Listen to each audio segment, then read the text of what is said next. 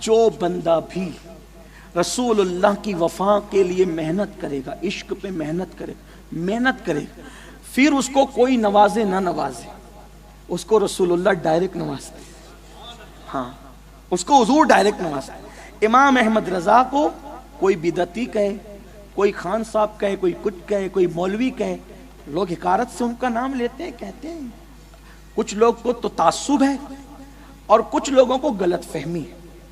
جن بھائیوں کو غلط فہمی ہے میں ان کی توجہ، تعصب والوں کو تو کچھ کہہ بھی نہیں سکتا، لیکن جن لوگوں کو غلط فہمی ان سے کہتا ہوں، اگر آپ پڑھے لکھے ہیں تو ایک مرتبہ فتاوی رضویہ پڑھو، ایک مرتبہ ہدایت کی بخشش پڑھو، ایک مرتبہ الامن والعلا پڑھو، ایک مرتبہ زبدۃ الزکیہ پڑھو، ایک مرتبہ کشف الشافیہ پڑھو، ایک مرتبہ پڑھو امام کی کوئی کتاب اٹھا کر اعتقاد الاحباب پڑھو، ایک مرتبہ پڑھو امام اہل سنت کی کوئی کتاب اٹھا کر، تمہیں پتہ چلے گا کہ اس شخص نے کیسے محبت رسول کے گل بوٹے پروئے ہیں اور محبت کی سرزمین پہ کیسے عشق کے پودے لگائے ہیں۔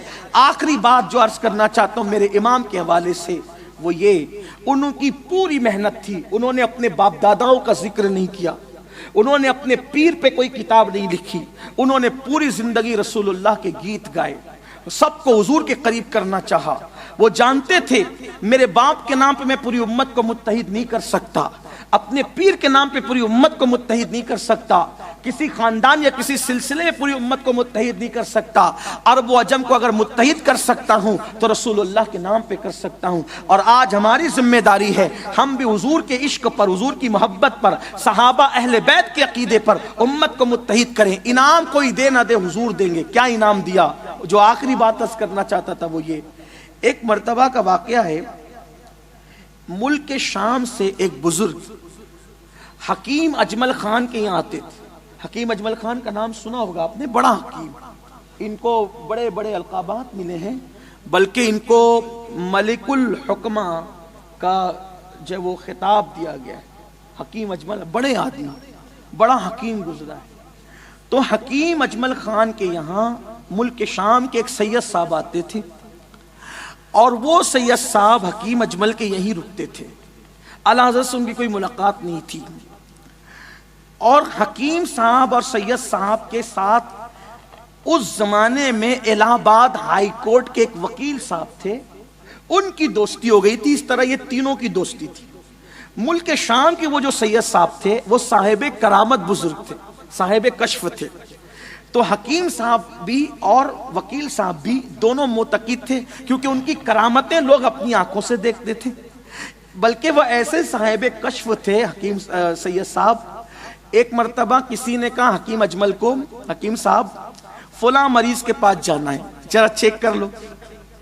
تو جب حکیم صاحب کے گھر سید صاحب آئے ہوتے تھے تو کہیں بھی جاتے تھے تو تینوں ساتھ ساتھ جاتے تھے۔ وکیل صاحب بھی اپنا کام چھوڑ دیتے تھے اور تینوں حکیم صاحب کے گھر رہتے تھے اور ساتھ ساتھ جاتے تھے۔ اب تینوں گئے، مریض کو چیک کیا، چیک کرنے کے بعد حکیم صاحب نے کہا اس کو تو کوئی مرض ہی نہیں ہے، کوئی مرض نہیں ہے، لیکن میں احتیاطاً کچھ دوا دیتا ہوں۔ تو سید صاحب نے کہا حکیم صاحب بدنام مت ہونا، کوئی دوا مت دو، یہ 3 دن بعد مر جائے گا، یہ 3 دن بعد یہ مریض مر جائے گا، بچے گا نہیں۔ انہوں نے کہا سید صاحب نبض بتا رہی ہے کچھ نہیں ہے اس کو، کہا مر جائے گا، کہا نہ مت دو دوا، اچھا دینا ہے تو 3 دن بعد دینا، تھوڑا رکو۔ ٹھیک 3 دن کے بعد وہ شخص مر گیا۔ سید صاحب کے پاس ایسا کشف تھا، ایسے بزرگ تھے سید صاحب، یاد رکھیے گا۔ اب یہ لوگ تو معتقد پہلے سے تھے اور معتقد ہو گئے۔ ایک دن یہ تینوں بیٹھے تھے، الہ آباد ہائی کورٹ کے وکیل صاحب، حکیم اجمل خان صاحب اور سید صاحب شام کے، ملک شام کے سید صاحب۔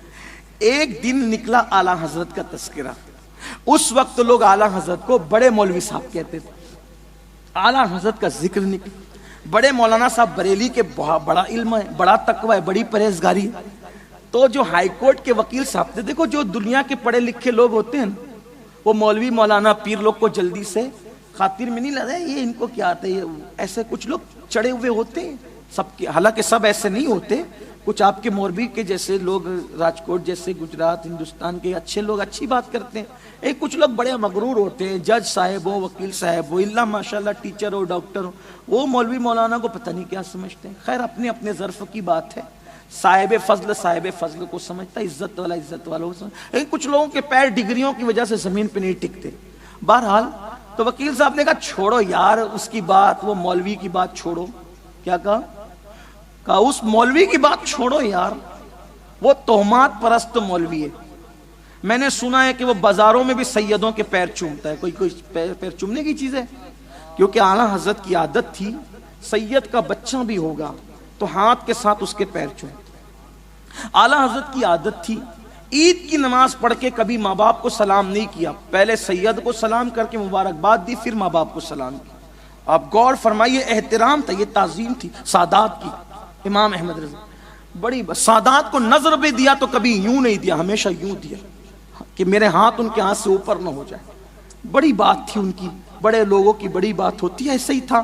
اب میں نے سنا ہے کہ اتنا بڑا مولوی ہو کر وہ پیر چومتا ہے، اب بلکہ ایک سید صاحب کا اس نے نام بھی لیا، میں نام نہیں لوں گا، کہا وہ فلاں کہ وہ اس کو کچھ آتا نہیں ہے اور وہ اس کے بھی پیر چومتا ہے، وہ سید صاحب کے۔ ملک شام کے جو سید صاحب تھے انہوں نے کہا خاموش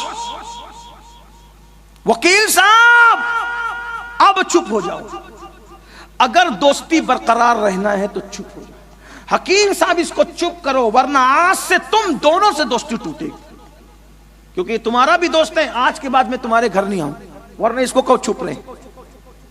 تو وکیل نے کہا حضرت میں آپ کو تھوڑی کہہ رہا ہوں، آپ نہ اس سے ملے، نہ اس کے مرید، نہ شاگرد، اتنی ہمدردی اس سے، اور میں تو تہمات پرستی کی بات کرتا ہوں۔ سید صاحب جذبے میں آئے، ان کی زبان سے حقیقت نکل گئی۔